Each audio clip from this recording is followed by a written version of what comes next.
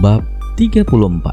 Lee So-hyuk menatap Ayumi tajam dan itu membuat gadis itu merasa tidak nyaman, seolah-olah ia tertangkap basah tengah melakukan suatu kejahatan.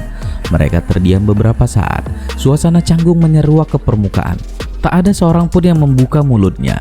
Dr. Lee masih menatap Erik dan Ayumi bergantian, sedangkan Juni terlihat bingung dengan kondisi yang tiba-tiba canggung itu. "Aku mentraktirnya makan malam," ucap Erik santai memecah keheningan. "Kau? Apa?" tanya Dr. Lee tak percaya dengan apa yang dia dengar. "Aku mentraktirnya makan malam karena dia telah menyelamatkan adikku." "Dia apa? Apa kau ada masalah dengan pendengaranmu?" tanya Erik dingin. Matanya menatap Dr. Lee tajam yang juga tengah menatapnya tak kalah tajam. "Adikmu? Jun Seo, sekarang dia sedang ada di sini. Apa kau tak melihatnya?" tanya Erik masih dengan nada dingin. "Apa kabar Suyok Yung?" Juni melambaikan tangannya di depan Dr. Lee yang sepertinya baru menyadari keberadaan dirinya. "Oh, Jun Seo, kau ada di sini?" "Iya, dari tadi," jawab Juni dengan senyum dipaksakan. "Ada apa dengan wajahmu?" tanya Dr. Lee sambil menarik kursi lalu duduk bergabung dengan mereka. "Aku dirampok." "Kau dirampok?" Juni mengangguk. "Untung saja Nuna datang menyelamatkanku," ucapnya sambil tersenyum menatap Ayumi. "Apa kau tidak apa-apa?"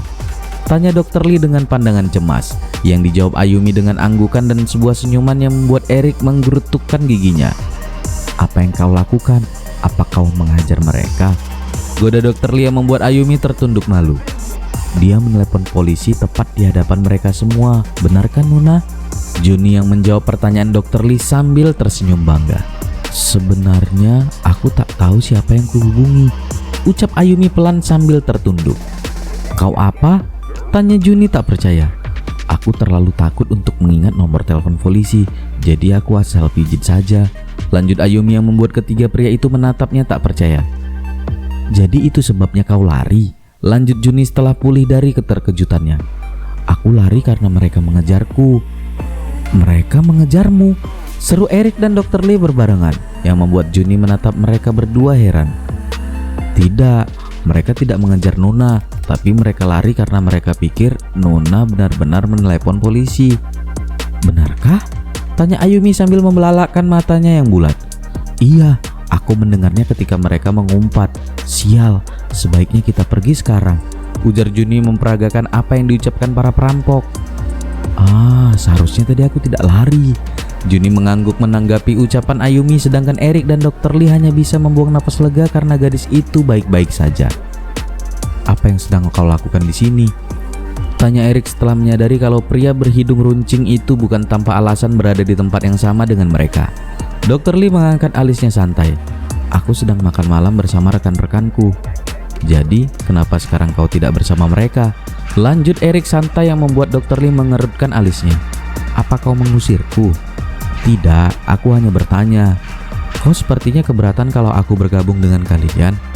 Erik diam beberapa saat, mata tajamnya menatap Dr. Lee dingin. "Apa kau akan pergi kalau aku mengatakan keberatan?" Ayumi mengalihkan perhatiannya dari Juni ke arah dua pria di hadapannya, dan ia bisa merasakan ketegangan di sekitar mereka. Begitu juga dengan Juni. Ia mengurutkan alisnya berpikir bagaimana ketegangan itu bisa terjadi. Yang ia ketahui dulu mereka berdua adalah teman dari zaman SMA. Juni memang tidak begitu menyukai Yuri, tunangan Erik yang kebetulan adik Lee So-hyuk, tapi tidak dengan dokter itu.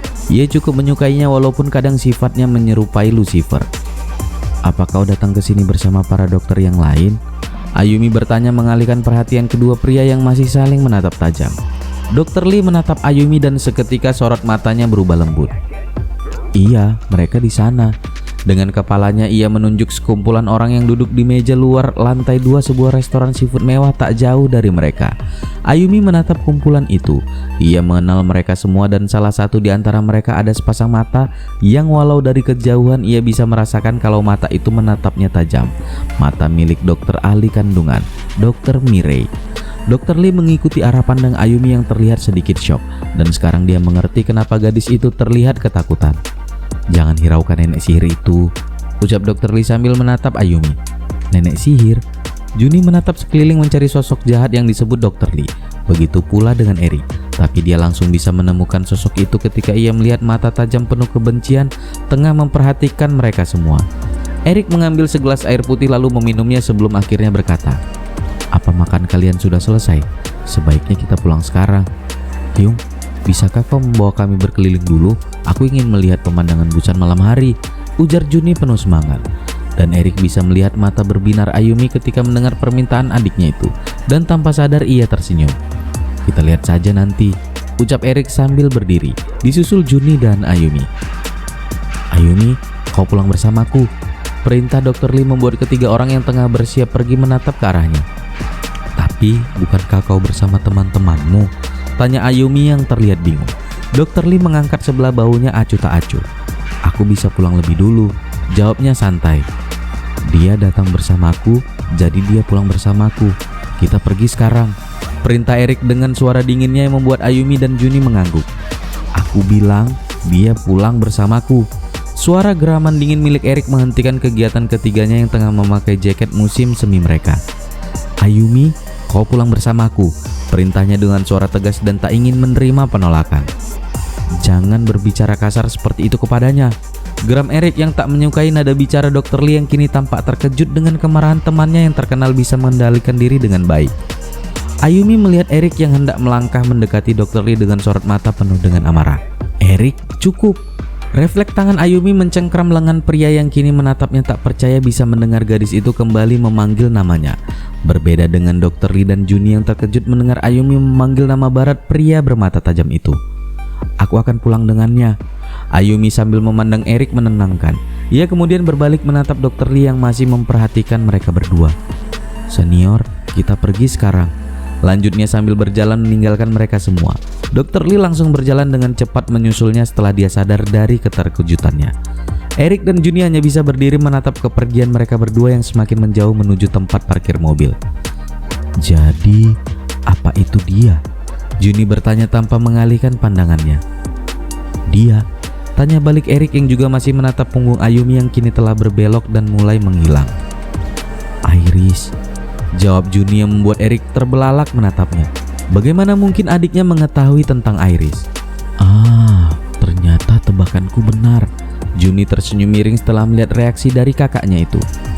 "Bagaimana kau tahu tentang Iris?" Juni terdiam beberapa saat sebelum akhirnya ia menjawab pertanyaan Erik. "Kau selalu memanggilnya di saat tak sadarkan diri, Yung," ucap Juni lemah ketika mengingat ia hampir saja kehilangan kakak satu-satunya itu beberapa waktu lalu. Erik menarik napasnya panjang. Ia lalu berjalan menuju tempat parkir tanpa menjawab pertanyaan Juni yang sepertinya sudah mengetahui jawabannya tanpa ia beritahu. Mereka berdua mengisi perjalanan pulang dengan diam. Walaupun banyak pertanyaan yang ingin Juni ajukan tentang mengapa kakaknya itu meninggalkan Ayumi dan memilih bertunangan dengan perempuan lain, mengingat ia mengetahui bagaimana Erik sangat mencintai gadis bernama Iris yang tak lain adalah Ayumi. "Bagaimana kau mengetahuinya?" Erik bertanya memecah keheningan di dalam mobil. Dan Juni bersyukur karena akhirnya ia tak lagi harus merasa tegang duduk di samping kakaknya yang memberengut dari tadi.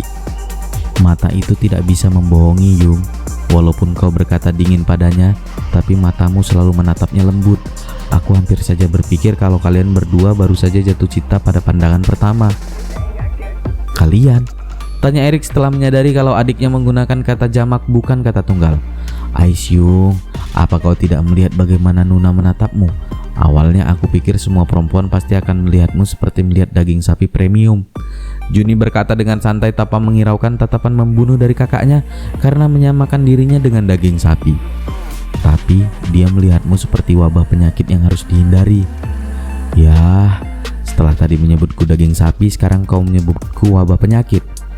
"Maksudku, setiap perempuan yang melihatmu mereka pasti ingin berkenalan denganmu. Tapi Ayumi Nuna tadi seperti ingin menghilang setelah melihatmu, tapi matanya menatapmu penuh rasa rindu. Begitu juga dengan caramu menatapnya, Yung. Aku berpikir pasti ada sesuatu di antara kalian berdua. Aku bertambah yakin ketika Soyuk Yung datang, dan untuk pertama kalinya aku melihatmu tidak bisa mengontrol emosi seperti itu. Jiwa posesifmu keluar." Juni menatap Erik yang tengah berkonsentrasi menyetir sebelum ia melanjutkan ucapannya. "Yung, kau tahu kalau kau itu seperti boneka salju yang dingin dan tanpa ekspresi?" Erik tersenyum miring sambil mengangguk. "Kau seperti para mahasiswaku dulu di UBC yang menjulukiku boneka es." Nah, berarti mereka pintar, seru Juni sambil menepuk tangannya yang membuat Erik menatapnya dengan pandangan menusuknya. Sorry Yung, jadi apa sebenarnya yang mau kau katakan? Juni kini duduk miring menghadap Erik dengan serius. Maksudku, kau adalah pria yang tak pernah memperlihatkan emosi yang ada di dalam hatimu.